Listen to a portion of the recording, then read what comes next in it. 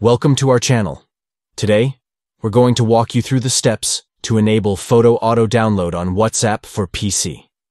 If you love receiving images and want them to save automatically, this guide will help you set that up quickly. Let's get started. First, open the WhatsApp app on your PC.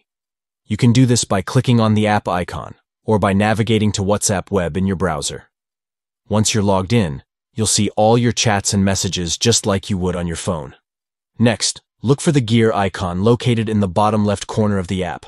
This icon represents the settings menu. Click on it to enter the settings area where you can customize your WhatsApp experience to better suit your needs. Once you're in the settings menu, find and click on Storage. This section is where you can manage how WhatsApp handles media files, including photos. In the storage settings, you'll see various options for different types of media, such as videos, documents, and, of course, photos. To enable photo auto-download, simply check the box next to Photos.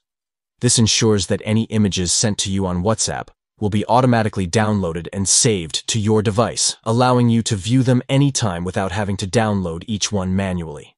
And that's it. You've successfully enabled photo auto-download on WhatsApp. Now, whenever someone sends you a picture, it will automatically save to your device, making it easy for you to keep all your favorite images organized.